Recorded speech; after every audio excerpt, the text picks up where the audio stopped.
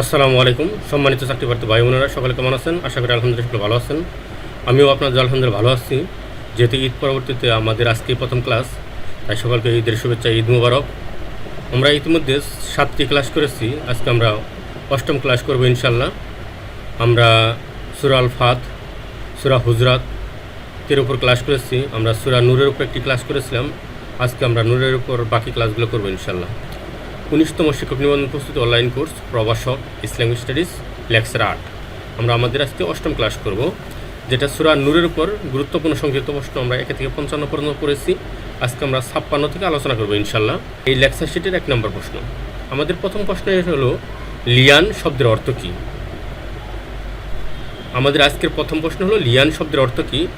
সূরা নূরের 6 নম্বর আয়াতে আল্লাহ তাআলা বলেন, ওয়াল্লাযীনা ইয়ারমুনা আজওয়াজাহুম, যারা কি করে তাদের স্ত্রীদেরকে ব্যভিচারের অপবাদ দেয়, কিন্তু কি নেই, যে ওয়ালাম ইয়াকুন লাহুম শাহাদাউ ইল্লা আনফুসাহুম, যে সে নিজে ব্যতীত অন্য কোনো সাক্ষ্য নেই।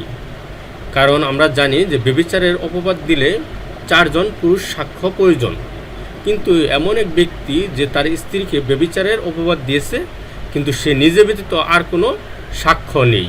কারণ আমরা জানি যে জিনার অপবাদ দিতে গেলে 4 জন সাক্ষী প্রয়োজন, পুরুষ সাক্ষী, কিন্তু এমন এক পুরুষ তার স্ত্রীকে ব্যভিচারের অপবাদ দিয়েছে বা ব্যভিচারের কথা বলেছে, কিন্তু তার নিজে ব্যতীত আর কোনো সাক্ষ্য নেই এই ব্যভিচারের বিরুদ্ধে বা ব্যভিচারের পক্ষে। এই অবস্থায় কি হবে, সেটাকে বলা হয় লিয়ান। তখন স্বামী স্ত্রী উভয় কী করবে, আল্লাহর নামে 4 বার শপথ করবে, এবং 5ম বার যদি তারা মিথ্যাবাদী হয়ে থাকে তাহলে তাদের উপর লানত পড়বে। এটা উভয়জন পৃথকভাবে বলবে, আর এটাই হলো লিয়ান। তাহলে আমরা শুরুতে দেখি যে লিয়ান শব্দের অর্থ কী। আমরা জানি যে লিয়ান শব্দের অর্থ হলো পারস্পরিক অভিসম্পাত করা বা পরস্পরকে ধ্বংস কামনা করা। তাহলে পারস্পরিক অভিসম্পাত, পরস্পরকে অভিশাপ দেবে বা পরস্পরের ধ্বংস কামনা করবে। তাহলে লিয়ান কাকে বলে? লিয়ান হলো যে স্বামী যদি স্ত্রীকে অথবা স্ত্রী যদি স্বামীকে ব্যভিচারের অভিযোগে অভিযুক্ত করে, আর সেই ক্ষেত্রে নিজে ব্যতীত আর কোনো সাক্ষ্য না থাকে, যেমন 4 জন পুরুষ সাক্ষী উপস্থিত করতে না পারে, তাহলে 4 বার সাক্ষীর স্থলে 4 বার আল্লাহর নামে শপথ করে বলবে যে সে সত্যবাদী। পুরুষ সে নিজে থেকে বলবে যে সে নিজে সত্যবাদী, এবং স্ত্রীও তার নিজে থেকে বলবে সে আল্লাহর নামে শপথ করে সে সত্যবাদী। এবং 5ম বার বলবে যে সে যদি মিথ্যাবাদী হয়ে থাকে তাহলে তার উপর কী হবে, আল্লাহর অভিশাপ বর্ষিত হবে। কারণ স্বামী অথবা স্ত্রী যেই ব্যভিচারের অপবাদ দিবে, সে কী করবে, প্রথম 4 বার আল্লাহর নামে কসম করে বলবে যে হ্যাঁ আমি সত্যবাদী, আমি তাকে ব্যভিচার করতে দেখেছি, কিন্তু 4 জন কোনো সাক্ষ্য নেই। আর 5ম বার বলবে যদি আমি মিথ্যাবাদী হয়ে থাকি তাহলে আল্লাহর অভিসম্পাত বা আল্লাহর গজব আমার উপর বর্ষিত হোক। ঠিক এভাবে তারা কি করবে, পরস্পরের উপর অভিসম্পাত করবে। আর এতে কি হবে, এর বিধান কি, এতে তাদের মধ্যে বিবাহ বিচ্ছেদ হবে কিনা বা কী হবে, সে সম্পর্কে আমরা আলোচনা করতেছি পরবর্তীতে। আমাদের 3 নম্বর প্রশ্ন হলো লিয়ানের বিধান কি? যখন পরস্পরের মধ্যে লিয়ান করলো তখন তাদের মধ্যে কি হবে? স্বামী স্ত্রী উভয়ের মধ্যে বিবাহ বিচ্ছেদ ঘটবে, তখন উভয়ের মধ্যে সম্পর্ক ছেদ হয়ে যাবে, তখন আর তাদের মধ্যে বিবাহ থাকবে না।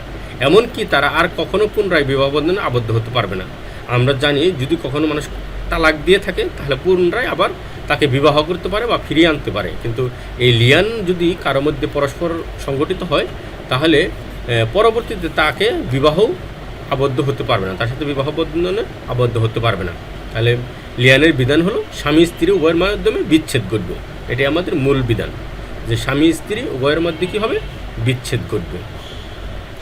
আমাদের 4 নম্বর প্রশ্ন হলো লিয়ান কিসের বিধান? আমরা জানি যে এটা একটা ব্যভিচারের বিধান, কারণ ব্যভিচারেরই একটি ধরন হলো লিয়ান, যে ব্যভিচারের শপথের ধরন, যে স্বামী স্ত্রীর মাঝে ব্যভিচারের অভিযোগ নিয়ে শপথের বিধান। আমাদের 5ম নম্বর প্রশ্ন হলো যদি স্বামী স্ত্রীর প্রতি ব্যভিচারের অভিযোগ করে এবং সাক্ষী না থাকে তখন স্বামী কী করবে? স্বামী কী করবে, আল্লাহর নামে 4 বার শপথ করবে। যে কোনো স্বামী যদি তার স্ত্রীকে ব্যভিচারের অপবাদ দেয় আর যদি তার কাছে 4 জন সাক্ষী উপস্থিত না থাকে, সেই ক্ষেত্রে সে কী করবে, 4 বার আল্লাহর নামে শপথ করবে। 6 নম্বর প্রশ্ন হলো যদি স্বামী স্ত্রীর প্রতি ব্যভিচারের অভিযোগ দেয় এবং সাক্ষী না থাকে তাহলে স্ত্রীর অভিযোগ মেনে নেয়, তাহলে তার বিধান কী? যে স্বামী কী করলো, তার স্ত্রীকে ব্যভিচারের অভিযোগ করলো বা ব্যভিচারের অপবাদ দিল, আর স্ত্রী কী করলো, সে ব্যভিচার স্বীকার করে নিল, সে মেনে নিল হ্যাঁ সে ব্যভিচারের সাথে যুক্ত ছিল, তাহলে কি হবে, স্ত্রীর প্রতি ব্যভিচারের শাস্তি কার্যকর হবে। কারণ যদি স্বামী তার স্ত্রীকে ব্যভিচারে অপবাদ দেয় বা ব্যভিচারের কথা তাকে বলে, আর স্ত্রী যদি সেটা স্বীকার করে নেয় যে হ্যাঁ সে ব্যভিচারে লিপ্ত হয়েছিল, তাহলে তার উপর কী হবে, ব্যভিচারের শাস্তি কার্যকর হবে। আর আমরা জানি ব্যভিচারের শাস্তি হলো বিবাহিতদের কি, যে প্রস্তরাঘাতের মাধ্যমে হত্যা করা, আর অবিবাহিত হলে 61 বেত্রাঘাত। কারণ আমরা জানি সূরা নূরের 2 নম্বর আয়াতে আল্লাহ তাআলা বলেন আয-যানিয়াতু ওয়াজ-যানি ফাজলিদু কুল্লা ওয়াহিদিন মিনহুমা মিয়াতা জালদাতি, যে কোনো অবিবাহিত নারী পুরুষ যদি কী করে, জিনাহে লিপ্ত হয় বা ব্যভিচারে লিপ্ত হয়, তাদেরকে তোমরা কী করো, 61 বেত্রাঘাত করো। আর যদি তারা বিবাহিত হয় তাহলে কী করবে, তাদেরকে প্রস্তরাঘাতের মাধ্যমে, পাথর নিক্ষেপের মাধ্যমে তাদেরকে হত্যা করতে হবে। আর স্ত্রী যদি কী করে, এই ব্যভিচারের কথা স্বীকার করে নেয়, স্বামী তাকে কী করলো, ব্যভিচারের অভিযোগ করলো, তার স্ত্রী তা মেনে নিল, তাহলে তাকে কী করতে হবে, প্রস্তরাঘাতের মাধ্যমে হত্যা করতে হবে, অর্থাৎ ব্যভিচারের শাস্তি কার্যকর করতে হবে। 7 নম্বর প্রশ্ন, যদি স্বামী স্ত্রীর প্রতি ব্যভিচারের অভিযোগ করে আর সাক্ষী না থাকে, আর স্ত্রী অভিযোগ অস্বীকার করে, স্বামী তার স্ত্রীকে কী করলো, অভিযোগ করলো যে তার স্ত্রী কী করেছে, ব্যভিচারের সাথে যুক্ত হয়েছে, কিন্তু কী করলো, স্ত্রী তা অস্বীকার করলো, যে সে বললো যে না আমি ব্যভিচারের সাথে যুক্ত হইনি, সেই ক্ষেত্রে কী হবে বিধান, সেই ক্ষেত্রে বিধান হলো উভয়ের মধ্যে বিবাহ বিচ্ছেদ হয়ে যাবে। যদি স্বামী তার স্ত্রীর প্রতি ব্যভিচারে অভিযোগ করে এবং সাক্ষী উপস্থিত করতে না পারে, আর স্ত্রী যদি সেটা অস্বীকার করে, তাহলে তাদের মধ্যে বিবাহ বিচ্ছেদ হবে, কিন্তু তার উপর কোনো ব্যভিচারের হুকুম বা শাস্তি কার্যকর হবে না, তবে উভয়ের মধ্যে বিবাহ বিচ্ছেদ হয়ে যাবে।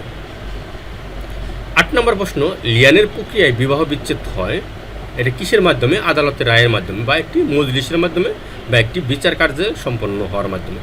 আমাদের 9 নম্বর প্রশ্ন হলো, সূরা নূরের কত নং আয়াতে লিয়ানের বিধান বর্ণনা করা হয়েছে। আমরা শুরুতেই বলেছিলাম আল্লাহ তাআলা সূরা নূরের 6 নম্বর আয়াতে আল্লাহ তাআলা বলেন ওয়াল্লাযীনা ইয়ারমুনা আজওয়াজাহুম, যে কোনো স্বামী বা কোনো পুরুষ যদি তার স্ত্রীকে অপবাদ দেয়, লিয়ানে ব্যভিচারে অপবাদ দেয়, তাহলে তাদের মধ্যে কী হয়, এবং তার মধ্যে কোনো সাক্ষী উপস্থিত না থাকে, নিজে ব্যতীত 4 জন সাক্ষী উপস্থিত করতে না পারে, তখনই লিয়ান কার্যকর হয় বা লিয়ানের বিধান প্রবর্তিত হয় বা বিধান করা হয়। তাহলে এই সূরা নূরের 6 নং আয়াতে এই লিয়ানের বিধান বর্ণনা করা হয়েছে, তাহলে আমাদের উত্তর হবে 6 নং আয়াত। আমাদের 10 নম্বর প্রশ্ন হলো, সদিকিন শব্দের অর্থ কী। আমরা জানি সদিকিন শব্দের অর্থ সত্যবাদী, কারণ আমরা জানি ওই আয়াতের মধ্যে বলা হয়েছে যে সে কী বলবে, যে আল্লাহর নামে কসম করে বলবে বিল্লাহি ইন্নাহু লামিনা সদিকিন, যে আল্লাহর কসম আমি যা বলেছি তা সত্য, এভাবে সে 4 বার বলবে, ঠিক আছে। তাহলে সদিকিন শব্দের অর্থ হলো সত্যবাদী। 11 নম্বর প্রশ্ন, যে লানত শব্দের অর্থ কী। লানত শব্দের অর্থ হলো অভিসম্পদ, পরস্পরকে ধ্বংস কামনা করা, পরস্পরকে অভিশাপ দেওয়া। 12 নম্বর প্রশ্ন হলো, কাযিবিন শব্দের অর্থ কী। মিথ্যাবাদী। আমরা জানি যে কাযিবিন শব্দের অর্থ হলো মিথ্যাবাদী। আমাদের 13 নম্বর প্রশ্ন হলো, ইফকুল মুবিন শব্দের অর্থ কী। আমরা জানি ইফকুন শব্দের অর্থ হলো অপবাদ। ইফকুন শব্দের অর্থ কী, অপবাদ। আর যেহেতু মুবিন শব্দের অর্থ হলো স্পষ্ট, সুস্পষ্ট, তাই ইফকু মুবিন শব্দের অর্থ হলো সুস্পষ্ট অপবাদ, মানে কাউকে কোনো বিষয়ে সুস্পষ্ট অপবাদ দেওয়াকেই ইফকু মুবিন বলা হয়ে থাকে। তাহলে ইফকু মুবিন শব্দের অর্থ কি, সুস্পষ্ট অপবাদ। আমাদের 14 নম্বর প্রশ্ন হলো, আলিমুন শব্দের অর্থ কী। আমাদের 14 নম্বর প্রশ্ন হলো, আলিমুন শব্দের অর্থ হলো